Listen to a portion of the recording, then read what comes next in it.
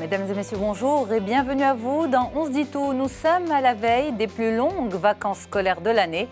Et autant nous sommes heureux d'être débarrassés des devoirs, du ramassage, bref, de toutes ces contraintes de l'année scolaire, autant nous ne savons pas trop comment occuper nos enfants. Faut-il une organisation même pendant ces 2 mois d'été ou au contraire, c'est le lâcher-prise absolu? En tout cas, c'est ce que nous allons voir avec nos spécialistes. À tout de suite.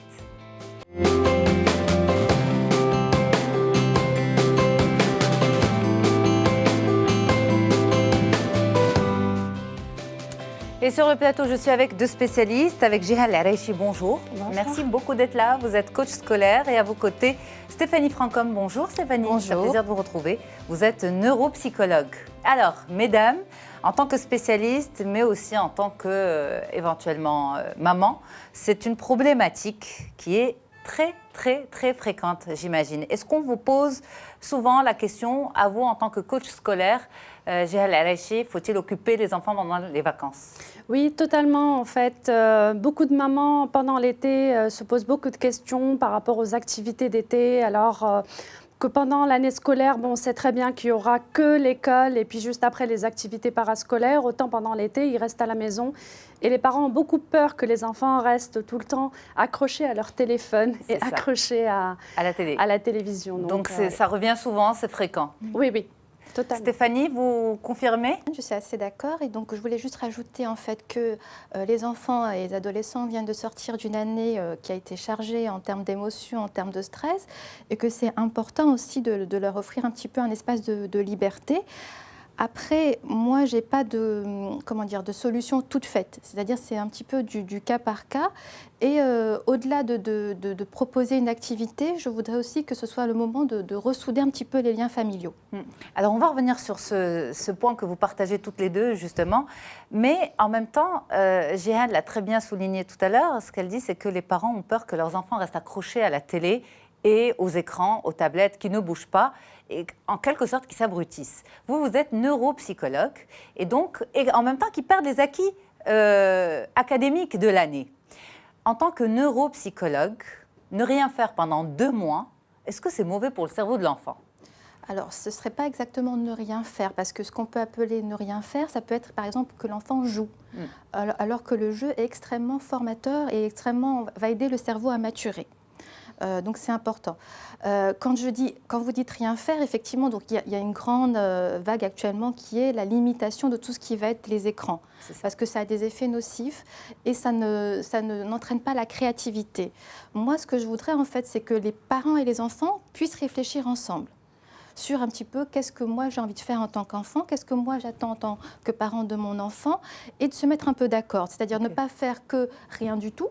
Et en même temps, ne pas faire que de l'acharnement sur tu dois réviser, tu dois te préparer, tu n'as pas eu une bonne année. C'est aussi un moment pour l'enfant de souffler, de casser un petit peu avec ça. C'est ça qui va être important de favoriser. Okay. Est-ce qu'on peut aussi expliquer aux téléspectateurs, aux parents qui sont avec nous, l'intérêt pour le cerveau de l'enfant de faire autrement que pendant l'année? Alors ça va être en fait de proposer des activités qui vont être plutôt ludiques. C'est-à-dire, voilà, on peut faire, c'est une activité que je propose, c'est par exemple une sortie au cinéma. Mais au-delà de la sortie au cinéma et du plaisir que ça procure, vous avez aussi l'enfant est avec son parent, il partage du temps avec son parent. Le parent et l'enfant peuvent discuter ensuite de ce qui a été vu au cours du film ou au cours du dessin animé. Donc c'est à la fois éducatif et ludique et ça aide aussi le cerveau à maturer pleinement. Justement par le biais de la verbalisation. Par le biais de se sentir entendu, écouté, que le parent soit empathique avec nous aussi également. Parce que le parent, souvent aussi, pendant toute l'année scolaire, il est au travail. Comme disait Jihan, il y avait le moment aussi des activités parascolaires. Mais là, en fait, on est plus un petit peu dans un face-à-face. Les rôles changent un petit peu. C'est-à-dire que on n'est plus le garant des devoirs, des notes, etc. C'est selon les âges, en fait, moi je voulais parler un petit peu selon les âges, on va proposer des activités différentes. D'accord, parfait. On va faire ça justement comme ça, selon les âges. Je reviens à vous, Jihan Lareichi. Alors, vous êtes coach scolaire, donc on va dire votre mission, c'est l'année scolaire, l'accompagnement pendant l'année scolaire. Et pourtant, votre spécialité peut aussi aider les parents et les enfants pendant les vacances d'été. Comment? Alors, pendant l'année scolaire, effectivement, on étudie. À la fin de l'année, on a des acquis qu'on peut oublier. Tout à fait.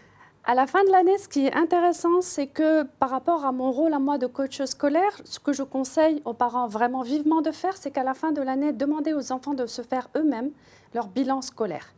Qu'est-ce que j'ai acquis? Qu'est-ce que je n'ai pas acquis comme connaissances et comme compétences? Comment ils peuvent le faire? On va prendre par exemple des primaires, des CE1.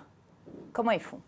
Très bien. Alors, à la fin, normalement, d'une année scolaire, il y a des acquis qui sont censés être connus et ça, ils peuvent le trouver sur Internet, en fait, Okay. ce qui est demandé d'ici la fin de l'année.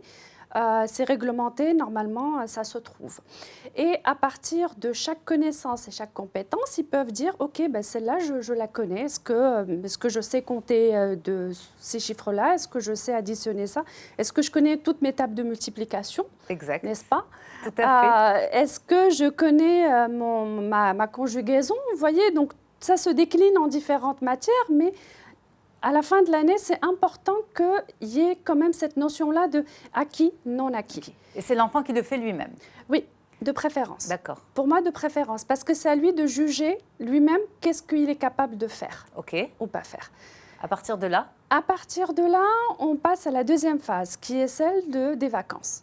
Alors, une fois qu'on est en vacances, on a deux choix possibles. Est-ce que l'enfant est bon dans ses études, ou est-ce qu'il a des lacunes, ou est-ce qu'il est en train de redoubler l'année d'après? Tout à fait. Donc, premier cas, il est bon. À ce moment-là, on le laisse tranquille. Moi, personnellement, pour moi, on le laisse tranquille parce que s'il a été capable de faire tous ses acquis, d'avoir tous ses acquis jusque-là, 2 mois, effectivement, de non-études, ça va passer et puis après, il va se souvenir de tout ce qui a été acquis. De non-études totales? De non-études totales. Rien du tout? De non-études totales, rien du tout. Même pas une petite lecture de temps en temps? Un livre, si, quand même. Alors, quand on parle de ça, il y a une différence entre la lecture de manuels scolaires et la lecture de non-manuels scolaires. Là, je suis juste en train de parler de tout ce qui est contenu scolaire. Très bien. Alors, passons après ça à la personne qui a des lacunes. Okay. Alors, la personne qui a des lacunes, ben là, on va prendre les choses dans lesquelles elle a des lacunes. Et là, qu'est-ce qu'on va faire? On va prendre une boîte. OK. Dans cette boîte-là, on va mettre les notions qui ne sont pas acquises. Donc, par exemple, une définition. De l'autre côté, on a les exemples. Et on demande à l'enfant de piocher chaque jour. Il en pioche quelques-uns. Et à partir de là, il extrait toutes ces connaissances qu'il ne maîtrise pas bien, et à force de les regarder, et à force de les analyser, ben, d'ici la fin de l'année, des vacances, pardon, il va, donc, en fait, ça va être acquis. Lorsqu'il pioche le billet, on va dire notion lacune, lacune en notion, qu'est-ce qu'il fait? Il révise? Oui, c'est de la révision rapide et centrée exactement sur la lacune elle-même. D'accord, mais moi j'aurais compris ça différemment. C'est-à-dire, dans la boîte, mettre des petits bouts de papier avec là où il faut réviser. Et puis, chaque jour, et on établirait éventuellement le programme, chaque jour, c'est, on va dire, programmé. Eh bien, si je prends, je ne sais pas moi, conjugaison du verbe X, Y, Z, eh bien, je vais aller travailler ces verbes-là. Un autre jour, si c'est table de 5 et de 6, bien, je réviserai ça. Vous voyez encore on est complémentaire? Vous apportez une idée complémentaire. Effectivement, en même temps, c'est vrai que moi, quand je parlais de boîte, c'est une boîte par matière. D'accord. Donc, moi, je disais effectivement, complémentairement à vous, c'était plus ou moins la même chose. Disons que juste là où vraiment ça ne va pas. Okay. Là où on va dire de 1 à 10, si vraiment les notes sont sur 10, si on a 4 ou 3. OK. Ben là, on va choisir la matière dans laquelle on est le moins fort. Pourquoi? Parce que pendant l'été, si on a pris la matière où on est le moins fort, et d'ici la fin de l'été, juste avec quelques petits exemples de rappel, on a réussi à combler les lacunes. Si on a été incapable de le faire pour la matière dans laquelle on réussit le moins, il n'y a pas de raison pour les autres. OK, donc en fait, quand on a des lacunes, c'est quand même des petites révisions pendant les 2 mois. Personnellement, en tant que coach scolaire. Personnellement, je propose ça parce que la mémoire fait qu'on oublie. l'oubli est vraiment quelque chose d'important qui fait partie de la vie, qui est une des bénédictions de la vie, parce que si on n'oublierait pas, si on n'oubliait pas, il y aurait tellement de choses qu'on garderait, mais sauf que ça peut se transformer en quelque chose de négatif. Ok. Et je propose ça pour les enfants qui ont beaucoup de lacunes. Et pour ceux qui sont en échec, enfin en redoublement? Alors, pour ceux qui sont en redoublement, ce que je propose à ce moment-là, c'est vraiment de faire un bilan de tout ce qui est d'abord maîtrisé pour que l'enfant il prenne confiance en lui. C'est-à-dire que pendant le premier mois d'été, à ce moment-là, on renforce ses connaissances. On renforce ses connaissances sur ce qu'on connaît, juste pour se montrer à soi-même qu'on est capable d'y arriver. Mais accompagné par le parent, par un enseignant pour des cours de soutien ou tout seul? Parce que s'il a des lacunes, c'est qu'il a besoin de comprendre. C'est préférable de le faire par un enseignant autre que le parent. D'accord. Un enseignant autre que le parent, c'est vraiment préférable pour l'harmonie de la maison et pour l'enfant qui redouble, de préférence que les parents soient très positifs. Plutôt que d'être tout le temps pendant tout l'été, oui, tu n'as pas réussi, oui, tu es nul, oui, etc. Mais plutôt l'encourager. C'est pour ça que je dis, OK, quand quelqu'un redouble, on a tendance à penser les choses négatives, mais il y a encore beaucoup d'acquis qui sont là. Peut-être qu'il y a une matière dans laquelle il n'a pas réussi et qui était la plus forte, qui l'a plus demandé. D'accord, donc revoir les acquis pour ensuite... après passer aux lacunes. Aux lacunes, parfaitement. Alors, pas forcément que ce soit des vacances studieuses, pas forcément à 100% vacances studieuses. Parce qu'il a besoin de se reposer quand même. Totalement. Aussi, de décompresser, de passer à autre chose. Et de jouer. C'est pour ça qu'on le fait passer sous forme de jeu et qu'on demande à ce que ce soit quelque chose de très rapide. Avec ces boîtes-là. Voilà, c'est des choses ludiques, mais c'est très rapide. Hein. C'est rapide pour celui qui a des lacunes, mais pour celui qui est en redoublement, là, c'est un peu plus profond. Pardon. Allez-y, Stéphanie. Donc, je voulais dire, pour celui qui est éventuellement en redoublement, peut-être ce serait le moment de faire le point. Parce qu'effectivement, l'enfant en redoublement est aussi en perte d'estime de soi. Il faudrait peut-être faire le point au niveau cognitif. Est-ce qu'il y a quelque chose qui dysfonctionne et qui fait qu'il est en difficulté? C'est-à-dire que ce n'est pas de sa propre volonté qu'il ne réussisse pas, mais c'est vraiment une difficulté qu'il a, peut-être un trouble. Et à ce moment-là, peut-être que l'année prochaine, en sachant qu'il y a cette difficulté ou ce trouble, on peut l'accompagner d'un point de vue thérapeutique et éventuellement faire des aménagements aussi au niveau scolaire pour aider cet enfant qui peut normalement réussir. Et ça, c'est à travers quoi? À travers certains examens, des tests? Ça, c'est plutôt à travers des tests. C'est-à-dire que quand, par exemple, le parent ou l'école nous adresse un enfant, effectivement, on fait le point. On voit à travers le bilan qu'est-ce qui fonctionne, qu'est-ce qui dysfonctionne. Et on leur dit, peut-être l'enfant a besoin d'être aidé sur tel point précis. Au-delà de ça, il a beaucoup de qualités. Quand je reçois les parents, donc on fait un premier entretien d'anamnèse. Donc, il m'explique effectivement la difficulté, pour que ça ne va pas à l'école, etc., etc. Et à la fin, je leur demande, mais est-ce que vous pourriez me citer au moins 3 qualités chez votre enfant? Parce que je veux aussi que l'enfant entende quelque chose de positif. Je veux que l'enfant ne croit pas que sa valeur est limitée à ses notes. C'est-à-dire, j'ai de mauvaises notes, donc je n'ai pas de valeur. Vous voyez, ça, c'est très difficile pour l'enfant. C'est aussi un message qu'on essaie de faire passer aux parents, que l'enfant, ce n'est pas que des notes. Ce n'est pas qu'un élève. Voilà. C'est aussi son enfant. Alors, on revient sur... Oui, pardon, Jeanne, allez-y. Je voulais juste rajouter une deuxième partie à ce que je disais. C'est que plutôt que de faire que des révisions, le plus important, c'est de pratiquer tout ça dans la vie réelle. Tout ce qu'on apprend à l'école, l'enfant n'est pas forcément motivé parce qu'il ne voit pas l'intérêt dans la vie réelle. Sauf que là, on est en vacances. Donc, qui dit vacances dit qu'on va bientôt voyager. Qui dit qu'on va bientôt voyager dit qu'il y a un budget, qu'il y aura des dépenses, qu'il y aura des endroits auxquels on va aller, au Maroc ou ailleurs. Et là, c'est l'occasion de pratiquer tout ce qui a été appris à l'école, que ce soit en maths, que ce soit rédigé en français, pour contacter des gens pour leur demander par rapport à tel endroit. On revient sur ce plan d'action dans un petit moment, qui semble justement adapté aux vacances, donc au voyage éventuellement avec les parents. Mais on revient sur la mémoire. C'est ma question depuis tout à l'heure, je la garde. Jeanne parlait de la mémoire. Et en fait, ça aussi, c'est la crainte des parents. Très bien, Jeanne disait, pour un enfant qui n'a pas eu de lacune, qui s'en est bien sorti toute l'année, eh bien, il va garder ses acquis. Mais pour les autres, il faut un travail continu. Comment stimuler la mémoire des enfants? Comment ça fonctionne? Comment elle fonctionne? Parce que ça aussi, on se dit, est-ce que mon enfant va tout oublier? Même lorsqu'il s'en sort bien, on se dit, peut-être que d'ici à la rentrée, il aura ou elle aura oublié... pour les enfants, éventuellement, les tables de multiplication, les verbes, etc. Voilà, donc il y a différents types de mémoire. Donc vous avez la mémoire de travail, c'est qu'on utilise régulièrement en fait pour par exemple mémoriser un numéro de téléphone. Vous avez ce qu'on appelle la mémoire épisodique, la mémoire des souvenirs, et ce qu'on appelle la mémoire sémantique, c'est la mémoire des connaissances.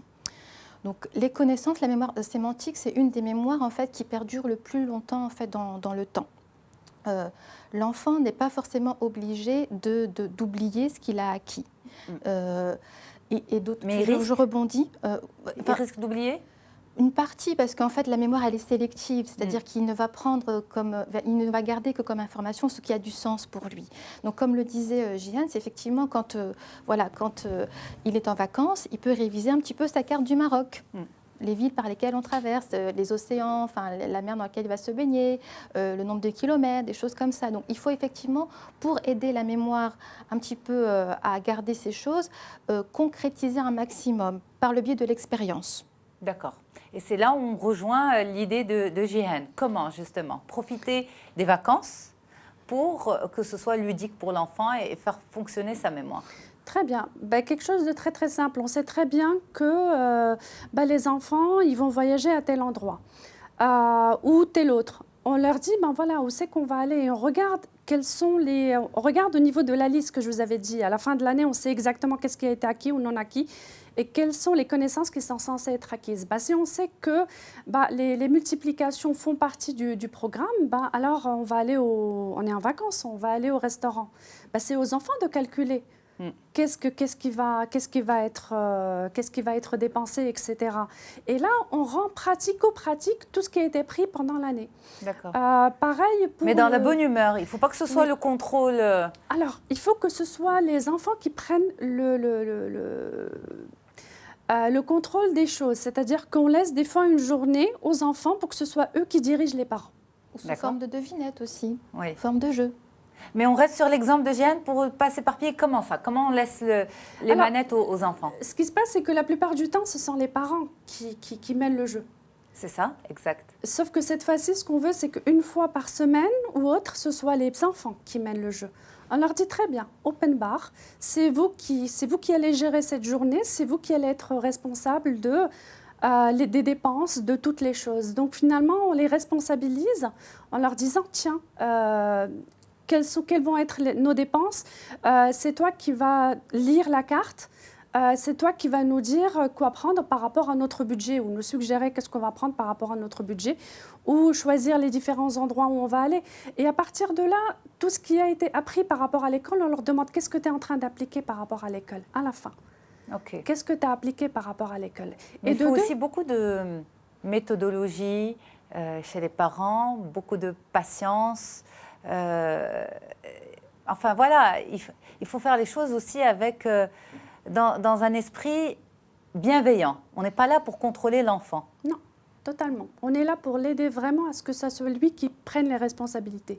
Beaucoup de parents veulent surprotéger l'enfant, même pendant les vacances. C'est-à-dire, c'est moi qui te choisis tel endroit, c'est moi qui te choisis tes activités, c'est moi qui te choisis ici. Alors que en les responsabilisant, on les rend responsables de ce qu'ils font. Par contre, on ne va pas leur reprocher les mauvaises choses qu'ils ont fait. C'est-à-dire que, on leur a donné le budget, on leur a dit tu fais, il a mal géré ou autre, il a mal calculé ou autre, on ne va pas lui dire. Ça fait partie de l'erreur qui doit être apprise et capitalisée dessus. Absolument. Ce n'est qu'ainsi qu'ils peuvent prendre finalement possession non seulement de leurs connaissances, mais de toute leur personnalité. C'est ça qu'on cherche pour eux, les vacances, qu'ils soient autonomes, qu'ils apprennent à avoir confiance en eux, qu'ils acquièrent des connaissances et des compétences. Ce n'est qu'en leur donnant la main et en leur permettant de se tromper, à l'école et en dehors. À la maison. Les devinettes, Stéphanie, c'est un jeu aussi pour réviser, travailler sa mémoire? Oui, en fait, ça va être par exemple de donner des définitions pour trouver tel ou tel animal ou de faire des opérations. Enfin, les enfants sont assez sensibles en fait au jeu des devinettes. Ça peut accompagner la route. Enfin, quand vous êtes en voiture, le parent propose une devinette, l'enfant essaie de trouver une solution. Après, c'est l'enfant qui imagine quelque chose, donc il essaie de créer lui aussi, et on doit trouver. Donc, il y a une sorte de synergie. Et je voulais rebondir également sur ce que disait Jihan. Effectivement, donc ça va être le moment important de leur donner un petit peu d'autonomie, de responsabilité, de leur faire confiance, et qu'ils puissent aussi gagner confiance en eux, dans ce sens où ils vont pouvoir multiplier des expériences, toujours un petit peu sous le regard du parent, bienveillant, bienveillant. Mais voilà, je suis capable de me tromper, c'est pas si grave. C'est pas si grave, tout à fait, exactement. L'ado, alors, avec l'enfant, on a l'impression que c'est plus simple qu'avec un ado. Ouais. Un ado, est-ce que c'est un autre mode d'emploi, un mode de fonctionnement? L'adolescent, en fait, il fonctionne en groupe. Il a besoin en fait de son groupe de pairs et il a besoin du regard de ce groupe de pairs, de s'identifier à ses autres camarades. Donc c'est vrai qu'il demande aussi de l'indépendance, l'adolescent.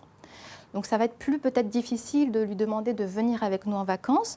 On peut faire peut-être des sortes de compromis, voilà, en lui disant voilà, je peux t'accompagner à telle sortie que tu veux faire avec tes camarades, bien sûr chaque parent comme il le souhaite, mais sous contrainte tu rentres à telle heure, tu donnes des informations, parce qu'il est en demande d'autonomie et de liberté. Et en même temps, l'objectif, ce ne serait pas de trop le réfréner, hein, mais qu'il puisse quand même s'exprimer, mais tout en étant encadré. Donc c'est ça le juste milieu entre la souplesse et la fermeté. Ce n'est pas évident. Mais par exemple, avec un ado, on ne va pas l'accompagner, ou bien est-ce qu'on devrait trouver des activités à faire avec son ado pour stimuler d'autres zones de son cerveau en dehors de l'année scolaire?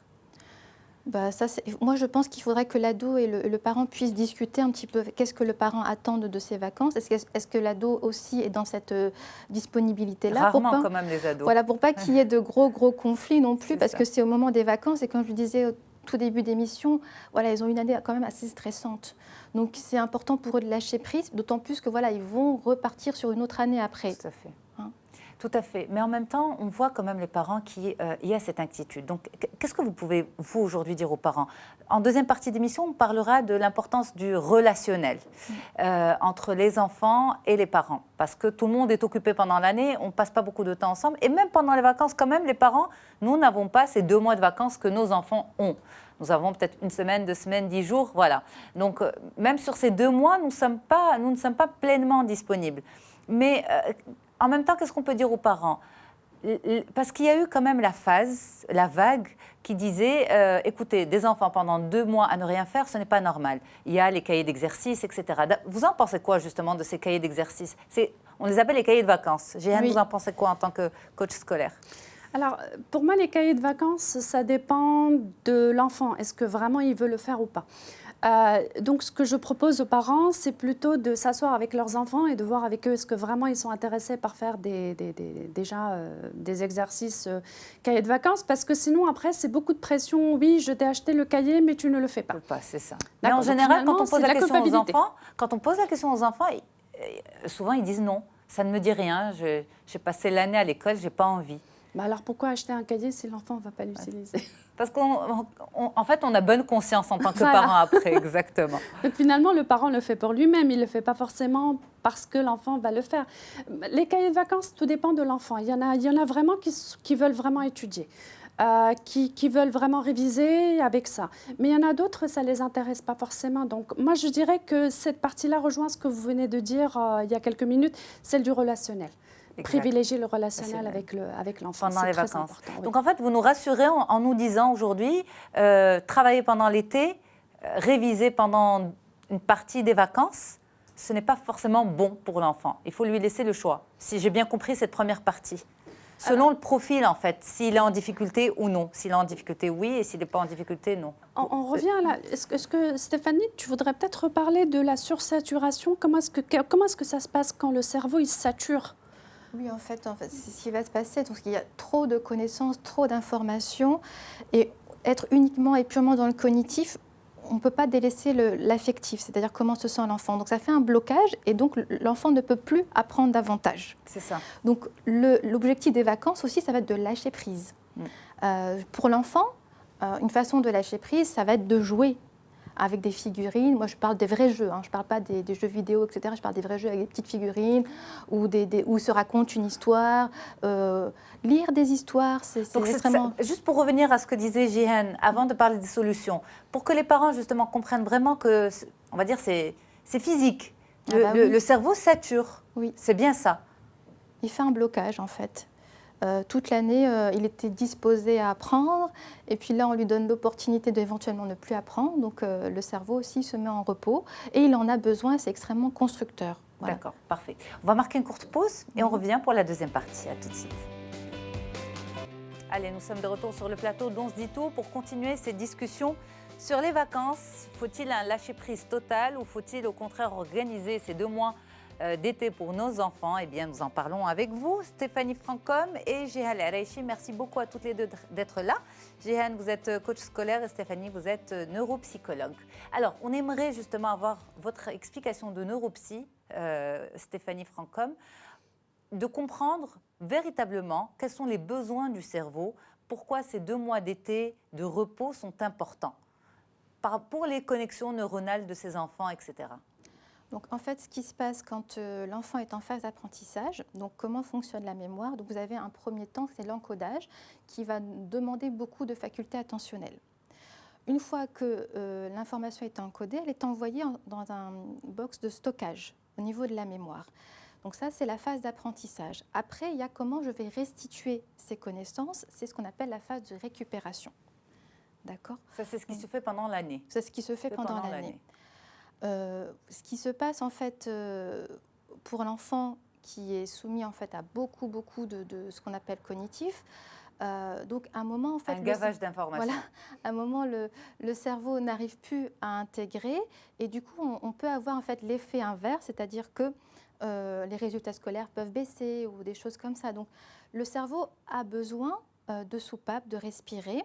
Et ça se passe en fait notamment quand il est par exemple dans une activité physique qui ne demande pas du tout de concentration intense, quand il est en train de jouer, de chanter ou de faire quelque chose d'autre. Donc ces vacances, étant donné qu'il y a eu une grande phase où le cerveau a été sollicité par rapport à ces mécanismes, ça va être le moment pour le cerveau de se reposer et de faire travailler d'autres circuits qui vont être plus de ce qu'on appelle l'émotionnel, de la confiance en soi, de multiplier des expériences où effectivement on voit qu'on est capable de réussir, de se rassurer en fait.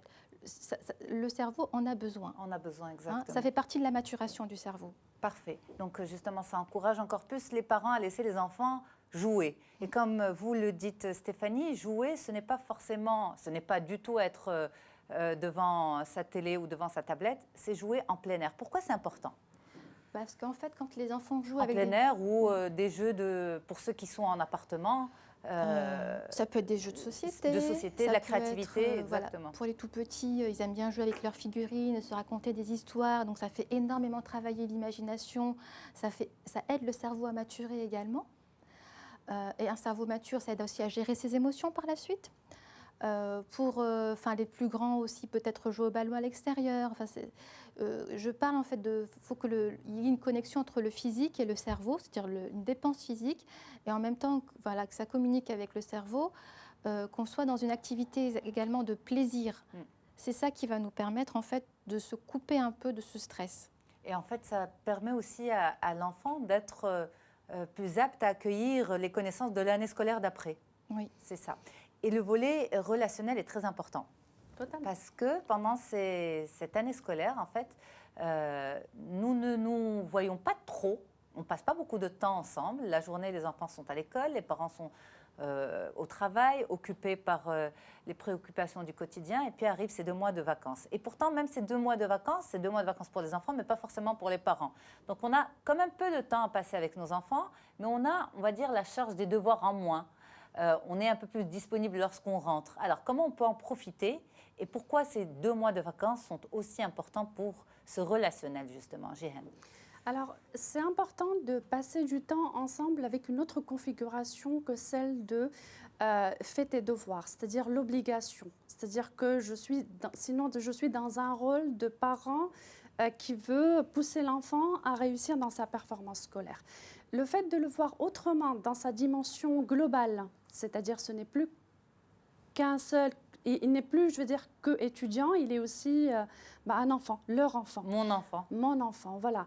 Et c'est justement parce que c'est mon enfant que je veux passer du temps avec lui et passer des bons moments, surtout à l'outiller sur d'autres choses, c'est-à-dire l'aider à gagner en confiance en lui, l'aider surtout à gérer le relationnel qu'il va avoir avec ses amis. Parce que qu'est-ce qui se passe pendant l'été? Il passe beaucoup de temps avec les autres. Qu'est-ce qui se passe quand il passe beaucoup de temps avec les autres? Il y a des disputes, il y a des émotions. Donc, vous revenez beaucoup depuis le début de l'émission sur la confiance en soi.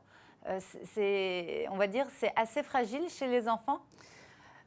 à force des fois de fréquenter d'autres enfants, il y en a certaines qui peuvent harceler certains enfants. Donc, il y en a certains qui peuvent être fragilisés. Il y en a certains qui peuvent être fragilisés du fait d'avoir des résultats scolaires qui ne sont pas forcément bons. Donc, en pensant qu'ils ne sont pas forcément bons à l'école, ils ne seront pas forcément bons ailleurs.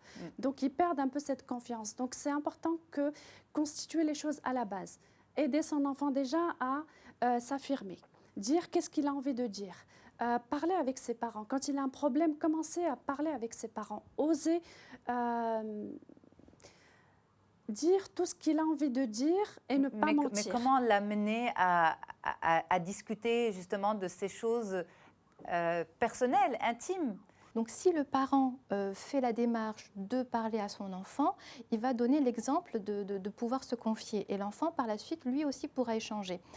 Et quand vous disiez tout à l'heure, on parlait beaucoup de confiance en soi, il faut savoir que même pour un parent ou des parents qui sont très, très, très aimants, il est difficile pour l'enfant de construire son propre amour de lui-même. Ce n'est pas évident. L'enfant est très très sensible au regard de l'autre. Par exemple, certains vont avoir du mal à prendre la parole en public parce que voilà, peut-être quelqu'un va se moquer.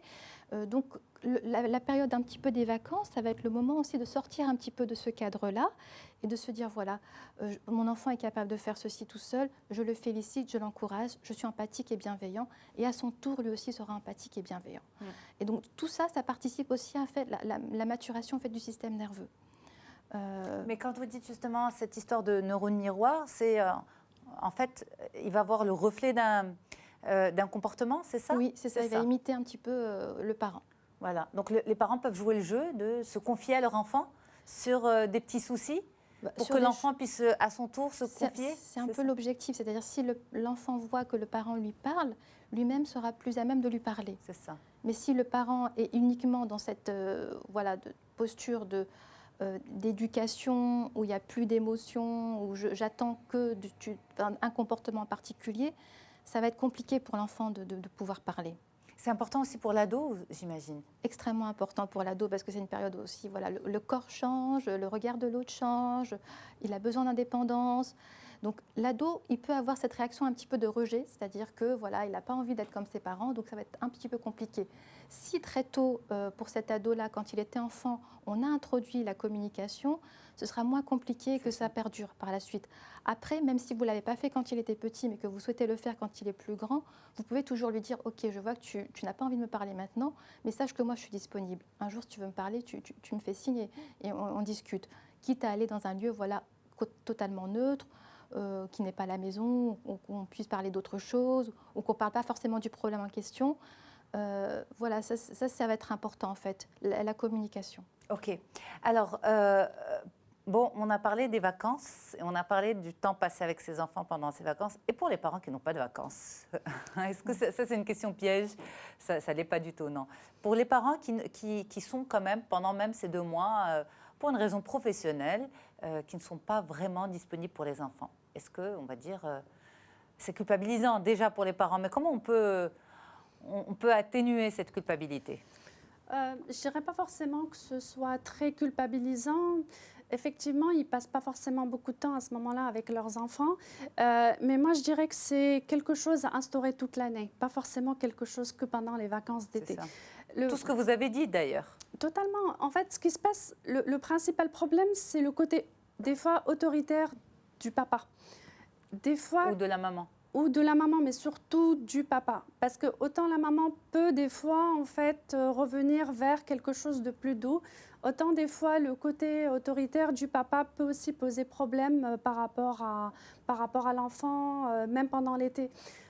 Donc, moi, ce que je dirais aussi, c'est, OK, ces parents-là, peut-être qu'ils n'ont pas forcément le temps, ils ont beaucoup de travail, mais instaurer une autre relation avec les enfants pendant l'été et faire en sorte aussi que le papa soit présent, non dans un rôle autoritaire, mais plus dans un rôle d'écoute. Quand vous parlez du papa, c'est parce que professionnellement, vous constatez que c'est souvent plus les papas qui sont autoritaires plus que les mamans, c'est ça? Totalement, point de vue, professionnelle? C'est ce qui se passe dans ma réalité. En tout cas, la plupart des mamans qui viennent me voir aussi ont un problème avec leurs enfants. Et quand on voit le problème avec l'enfant, il est lié des fois au côté autoritaire. Du papa. Le côté autoritaire du papa, oui. D'accord, parfait. Alors, mesdames, pour finir, il nous reste 2 minutes.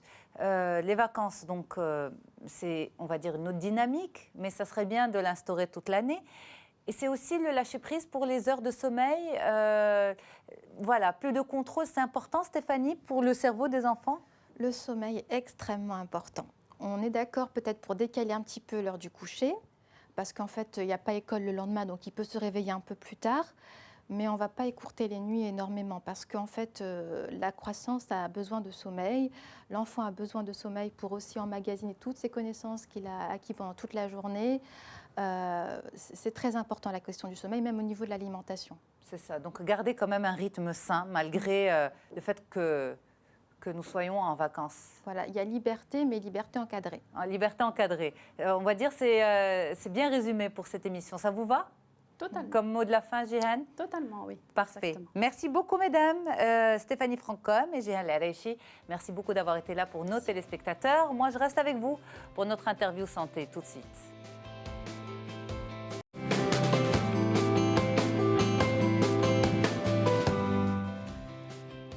Et place à présent à notre interview santé avec le docteur Leila Ben Ammar. Bonjour docteur. Bonjour. C'est un plaisir de vous avoir. Moi aussi. Vous êtes médecin dermatologue. Le point avec vous aujourd'hui sur les mycoses d'été, comment s'en prémunir.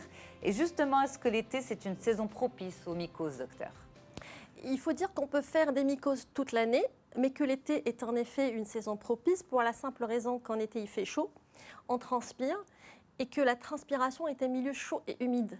Et qui dit milieu chaud et humide, c'est un milieu favorable à la multiplication des mycoses. D'accord.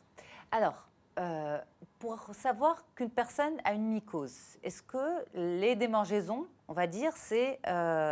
ou bien quand une personne a des démangeaisons, c'est forcément une mycose? Non, pas forcément. C'est-à-dire qu'une démangeaison ne veut pas dire forcément mycose et une mycose ne veut pas dire forcément démangeaison. On peut avoir des mycoses très évolutives qui ne font pas parler d'elles, à part sur le plan clinique, c'est-à-dire elles vont être visibles mais qui ne vont pas entraîner de symptômes particuliers.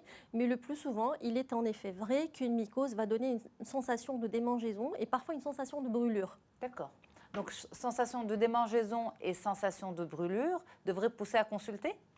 Je pense que toute sensation anormale associée à quelque chose qui est visible sur la peau devrait pousser une personne à consulter, ne serait-ce que pour comprendre le problème et pour traiter le problème précocement.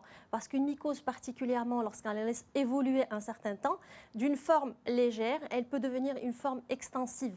Et donc, passer d'un traitement local des fois à un traitement général qui pouvait être évitable. Ok. Alors, on va essayer de passer en revue avec vous les mycoses d'été les plus fréquentes. Alors, j'aimerais scinder ces mycoses en 2 grands types. Il y a des mycoses qui vont être exogènes, c'est-à-dire des mycoses qu'on va choper du milieu extérieur. Okay. Et puis, il y a des mycoses dont on est porteur et qui vont se développer en été pour les raisons qu'on vient de citer. Alors, pour parler des mycoses qui vivent sur la peau humaine, on appelle ça des mycoses saprophytes, c'est-à-dire que leur habitat naturel, leur maison, c'est la peau. Particulièrement les mycoses qui donnent le pityriasis versicolore que les gens appellent communément le beg.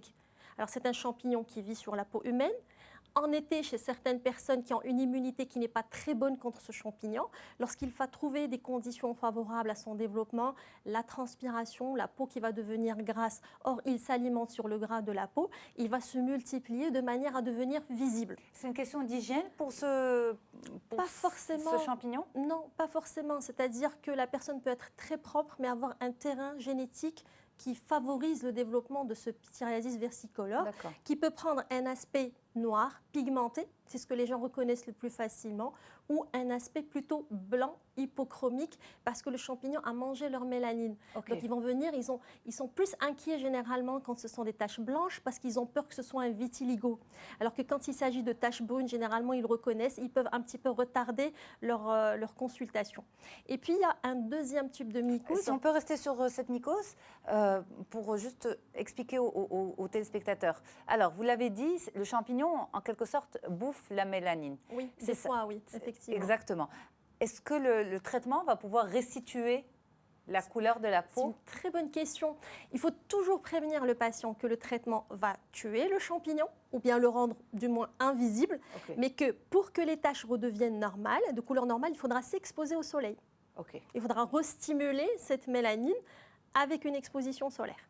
D'accord. Mais sans traitement, le champignon ne disparaît pas. Pourquoi je vous pose la question? Par exemple, l'été, les personnes pourraient se dire, eh bien, cet été, avec l'exposition au soleil, j'ai moins de taches blanches, sans savoir forcément que c'était un champignon. Mais c'est parce que le bronzage, on va dire, va Il a diminué la diminuer couleur. la couleur blanche. Alors écoutez, dans certains cas, on a vu des régressions spontanées du PV. J'insiste sur le fait que c'est un champignon qui vit sur la peau humaine parce que beaucoup de patients viennent nous voir en nous disant j'ai chopé ça à la plage parce que j'ai exact. utilisé la serviette de tel ou tel ami. Pas du tout. Lorsque un PV survient chez une personne, c'est son propre champignon qui se multiplie et qui se développe. Et chaque année, il peut récidiver. Ok. Donc c'est normal À ce d'avoir moment-là- des phases de rémission-régression. Et à ce moment-là, pour éviter qu'il ne se manifeste à nouveau, est-ce qu'on peut prendre des traitements préventifs, tout à fait. Alors moi je dis aux patients, quand vous faites une première poussée de PV ou quand vous sentez que les premières lésions apparaissent, n'attendez pas que ça devienne extensif, vous consultez, on a un petit traitement très très simple à donner sous forme de 2 douches des fois ou parfois sur 1 mois, une douche avec un certain gel nettoyant et des fois pour les personnes qui récidivent automatiquement, il y a des gels douches qu'on peut leur donner, qu'on peut leur prescrire en été, dès qu'ils commencent à faire chaud, dès qu'ils commencent à transpirer, il peut faire de la prévention. D'accord. Ça, c'est pour ce champignon. Ça c'est pour le PV. Voilà. Qu'est-ce qu'on a d'autre? Alors, nous avons aussi les candidoses. Les candidoses, c'est différent. Nous sommes des porteurs aussi de ce champignon, mais en petite quantité. Là aussi, le candidat, quand il va trouver un milieu favorable à son développement, il va commencer à évoluer, mais cette fois-ci, c'est différent. C'est-à-dire que le PV, généralement, c'est le torse, c'est le dos, des fois, c'est le bras, parce que ce sont des zones grasses. Le cou aussi? Oui, on peut le voir aussi au niveau du cou, exceptionnellement au niveau les du joues. visage, mais chez les enfants, il existe au niveau du visage. La candidose, il lui faut une transpiration, il faut un milieu chaud, et donc ça va être plutôt au niveau des plis. Ça peut être au niveau des plis génitaux, particulièrement chez la femme, avec la période des règles, le milieu devient acide et on peut avoir un développement de candida. Lorsque ces femmes ont un terrain, par exemple, diabétique, l'immunité, elle n'est pas excellente. Lorsqu'elles sont obèses, il y a création de plis, et donc il y a un contact entre la peau, et donc transpiration, d'autant plus qu'on est en période chaude. Et donc le candida, il va évoluer, il va donner des plaques qui sont rouges, qui sont vernissées, qui sont luisantes, qui brûlent un petit peu, et tout autour, on va avoir des petites pustulettes, un petit peu jaunes, tout autour, et c'est ce qui nous permet de poser le diagnostic de candidose. Et cette réaction, elle est très rapide? Elle peut être très rapide. En quelques jours, on peut avoir une explosion de candidose. D'accord. Particulièrement sur un terrain diabétique, un patient obèse, un patient fatigué, un patient Homme, malade. femme, bien sûr. Homme ou femme. Homme ou femme. Et ça, c'est, on peut le prévenir ou pas? La prévention, moi je dis qu'il faut toujours avoir d'abord une bonne hygiène de vie, c'est-à-dire se laver régulièrement en été, porter des vêtements plutôt en coton pour absorber la transpiration. Si on présente des lésions débutantes, ne pas attendre que les lésions deviennent évolutives pour consulter. Si on est diabétique, il faut faire très attention à son hygiène alimentaire et à son diabète parce qu'une hyperglycémie qui dit taux de glucides, de sucre élevé dit que même l'immunité, elle n'est pas au top niveau et donc on peut facilement développer ce genre de candidose. Prévenir, c'est difficile, mais au moins traiter précocement. Voilà, exactement. Amener au cabinet très très vite. Très rapidement. Très rapidement.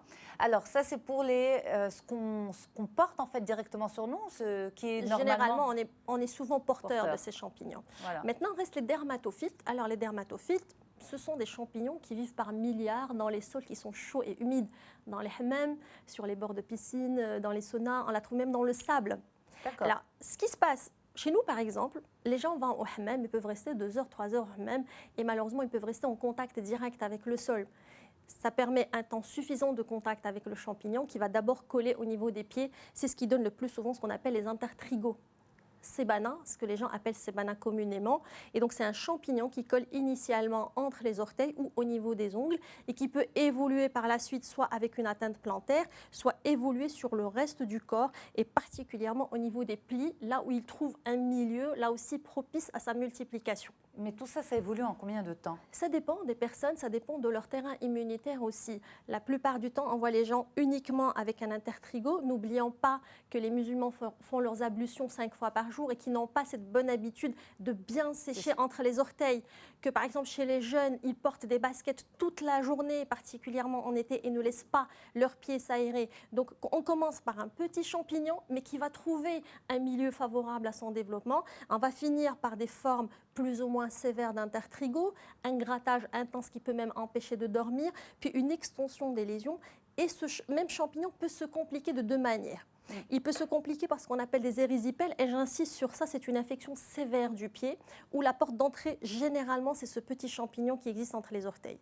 Et la deuxième complication de cet intertrigo, c'est le développement de ce qu'on appelle des dyshydroses plantaires, des eczémas qui peuvent être sévères au niveau des mains et des pieds. Il faut penser à traiter un champignon lorsqu'on se présente avec une dyshydrose qui n'existait pas avant. D'accord. Et en fait, ce champignon, il s'attrape comment? Donc, vous l'avez dit, c'est surtout ce contact avec le champignon. Exactement. Donc, c'est contagieux. Si, par exemple, une personne le porte sur la main et qu'on serre la main de cette personne. Non, pas du tout, parce que si je serre sa main, ma main, elle est sèche, ce n'est pas un milieu humide, ce n'est pas un milieu chaud, il n'y a pas une durée de contact suffisante pour qu'il y ait transmission. Par contre, si je porte les chaussures de quelqu'un qui fait un intertrigo ou qui a un champignon au niveau des ongles, à ce moment-là, ils ont prouvé que pendant des années, un champignon pouvait persister au niveau des chaussettes et des chaussures. D'accord. Donc, quand on traite un intertrigo ou quand on traite une mycose des ongles, il faut systématiquement traiter les chaussures et les chaussettes. Très bien. Pour éviter la recontamination et éviter de contaminer une tierce personne. OK. Alors, en général, la prise en charge ou les traitements de ces mycoses, c'est des traitements qui restent relativement lourds. C'est ce que rapportent en général les patients. Alors, s'ils le rapportent, c'est parce qu'ils tardent à venir consulter. Moi, je dis toujours à mes patients, pourquoi vous attendez d'avoir évolué autant dans votre mycose avant la prise en charge?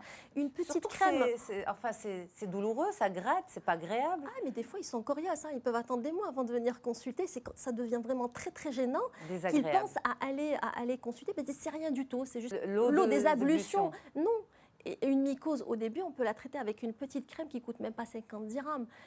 Il suffit aussi de mettre un traitement pendant une durée assez prolongée qui est de 1 mois pour pouvoir éradiquer le champignon. Maintenant, si on passe de l'intertrigo à une atteinte plus diffuse, à une atteinte plantaire qui est résistante aux traitements locaux, à ce moment-là, on est obligé de passer par un traitement général. Si on attend d'avoir une atteinte des ongles, et si l'atteinte des ongles a touché la racine, il faut s'attendre à 1 an et demi de traitement local et à 6 mois de traitement général. C'est à ce moment-là que le cumul de ces médicaments devient lourd pour le patient. Et lourd pour son estomac également. Pour beaucoup de choses. L'estomac, en général, il est épargné, mais il y a des précautions à prendre par rapport au foie. Pour le PV, le traitement est vraiment très simple, surtout lorsque les patients viennent avec des petites lésions. C'est un gel douche qu'ils utilisent soit 2 fois par semaine en fonction des produits, et le résultat est probant et pas cher. Alors, rapidement, est-ce que les enfants sont sensibles aussi par rapport aux mycoses en été? Très peu de dermatophysie chez les enfants. Très peu de candidose aussi, parce qu'il faut vraiment un terrain particulier pour le développement des mycoses. Mais pour le pityriasis versicolore, là aussi, il est moins fréquent que chez l'adulte parce que la peau de l'enfant n'est pas grasse. Mais on peut quand même avoir certaines formes, particulièrement au niveau du visage, qui sont blanches, qui font peur un petit peu aux parents, qui viennent un petit peu en panique parce qu'ils pensent que c'est un vitiligo. Et le plus souvent, on les rassure en disant que c'est un simple petit champignon et un petit traitement local est suffisant. Parfait. Eh bien, merci beaucoup, docteur, pour toutes ces explications. Peut-être rapidement, je crois qu'on a encore une petite minute. Donc, pas de risque de contagion en général par rapport à ces mycoses? Alors, pour les gens qui sont porteurs de mycoses, ce n'est pas parce qu'on va toucher leur... Voilà. Les précautions générales, c'est d'abord, en été, évitez de porter des chaussures fermées à longueur de journée. Aérez vos pieds, c'est très important. Quand vous faites vos ablutions, quand vous prenez votre douche, nettoyez bien entre les orteils. Lorsque vous êtes à la piscine, portez des sandales, ne marchez pas pieds nus sur les bords de piscine, vous allez contracter votre mycose à partir de là. Les femmes ou les hommes qui fréquentent le bain mort, ils doivent aussi porter des sandales. Ils ne doivent pas les enlever de leurs pieds, c'est très important. Quand vous terminez votre douche, séchez, séchez, séchez. Le fait de rester sec, en général, permet d'éviter ce genre de problème. Si vous êtes diabétique, faites attention à votre glycémie. Et si vous avez le moindre problème, parce que les problèmes des diabétiques commencent au niveau des pieds, ils ne doivent pas porter de mycose. Si vous avez le moindre signe, consultez votre médecin et traitez précocement. Eh bien, merci. Je crois qu'on a bien fait le tour à présent. Merci beaucoup, Dr Leïla Ben Ammar. Très, très bonne suite des programmes à toutes et à tous sur Médien TV. Vous pouvez bien sûr retrouver cette émission dans son intégralité sur notre site medientv.com. Au revoir, à bientôt.